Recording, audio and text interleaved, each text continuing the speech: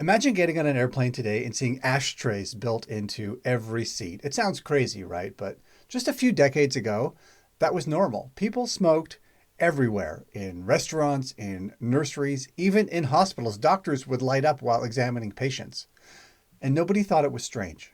And it wasn't just that people smoked a lot, it was that smoking was accepted. It was so prevalent that everyone assumed they had the right to light up anywhere they wanted, and they pretty much did. As recently as the 1980s, airline CEOs were arguing that smoking bans were an unnecessary intrusion on the personal freedom of passengers. Today, smoking has been so thoroughly removed from public life that this common acceptance of smoking just seems unimaginable. Here's just one piece of evidence showing how much the societal attitude has changed. Last year, this British survey asked people if they agreed with the following statement: people should not smoke in highly populated areas where other people have to breathe in cigarette fumes.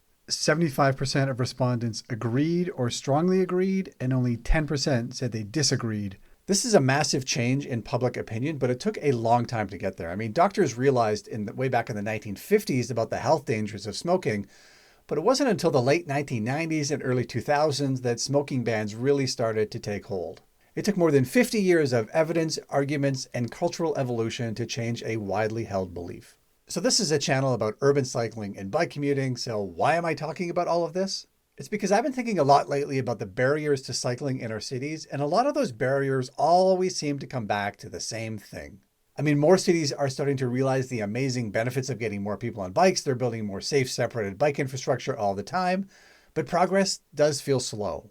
And in some places, there is backsliding. The Canadian province of Ontario, for example, recently introduced a crazy law that's going to rip out bike lanes and restrict bike lane construction for years to come. And we often blame the barriers for cycling on obvious targets: politicians, partisan arguments, or mayors who lack courage. But if you dig deeper, these barriers often stem from something more fundamental, something that mirrors how we once thought about smoking. And this phenomenon has been given a name: motonormativity. The authors of a British study coined this term to describe our widely held beliefs about the place of automobiles in society. Here's how they describe it. We suggest that in the specific context of individual motor transport, we have a cultural inability to think objectively and dispassionately. This arises because of shared, largely unconscious assumptions about how travel is and must continue to be primarily a car-based activity. We suggest motonormativity leads people who are thinking about the specific topic of driving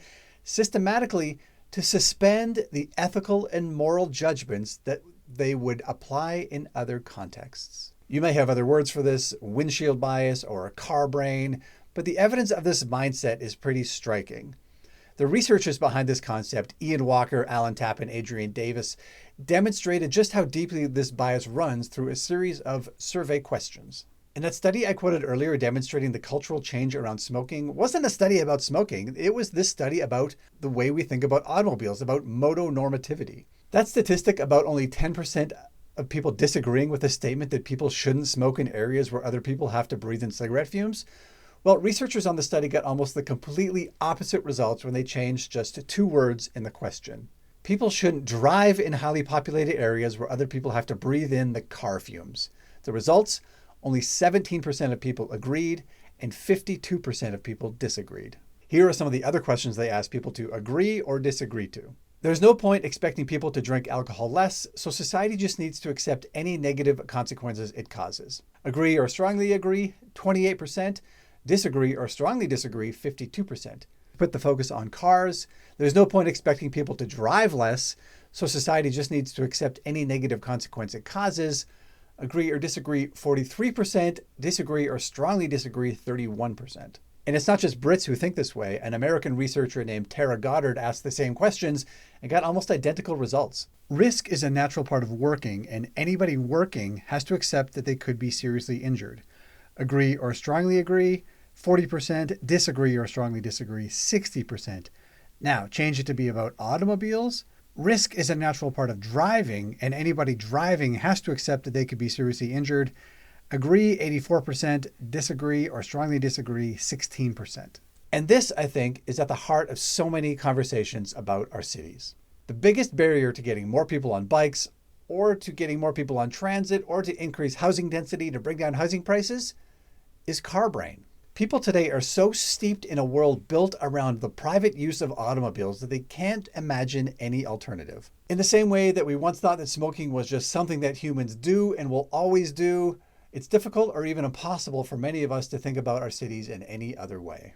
This acceptance makes it really difficult for people to imagine any alternative transportation systems or even to generate political will for change. This manifests itself in so many ways. Most obviously, we tend to treat traffic congestion, air pollution, traffic fatalities as inevitable. We normalize the risks. We accept carnage on our roads in ways that we would never accept carnage in any other aspect of our life. The big example that always gets me is the way we think about air travel versus automobile travel. Remember last year when there was that horrible incident of turbulence on an air flight where dozens of people were injured and one person was killed? I mean, that was in the news cycle here for weeks. It was a scandal. This tells me that our tolerance as a society for fatalities in air travel is basically zero. Meanwhile, in 2023, 41,000 Americans were killed in automobile crashes on the roads. Did any of those make the news cycle in the same way that air turbulence did? Not a one that I can remember.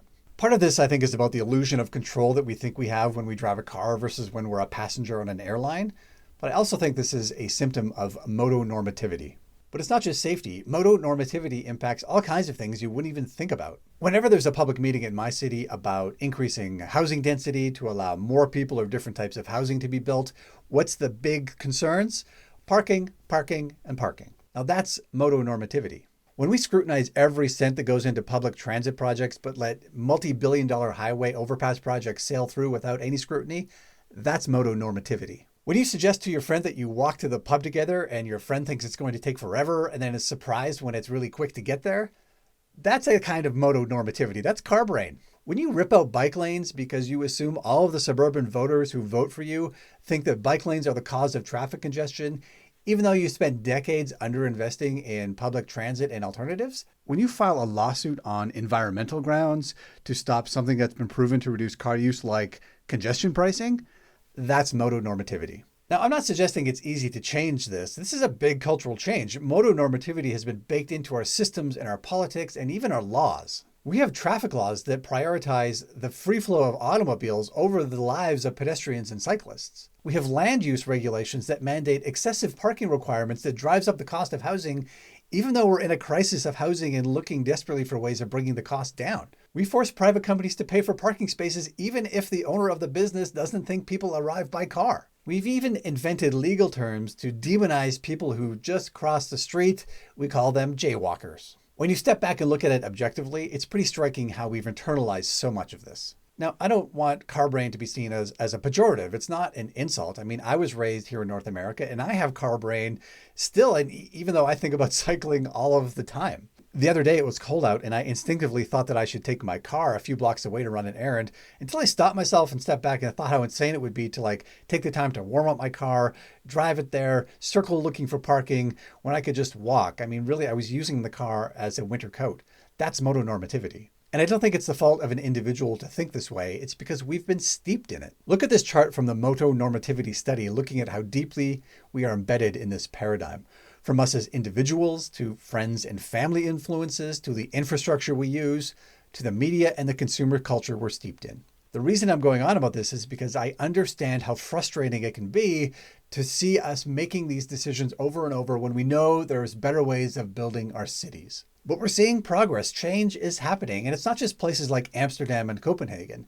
We're seeing great transit, pedestrian, and cycling projects in Montreal and Paris and Sao Paulo and Kyoto and Minneapolis. Change is happening. People are seeing through this paradigm. One of my goals this year is to try not to get frustrated and discouraged by all of this. I don't want to blame individuals for their car brain. Sure, I may still rant at cowardly politicians and bad decisions, but when I'm feeling this way, I want to go back to those old photos from the 1950s that show smoking. That's something that seems unimaginable today. You don't see this kind of thing anymore because years of, even decades of change led to it on multiple fronts: scientific, legal, institutional, cultural. We're in a car brain world, and the only way we're going to get out of it is by winning people over and changing minds. Thanks for watching. I'll see you next time.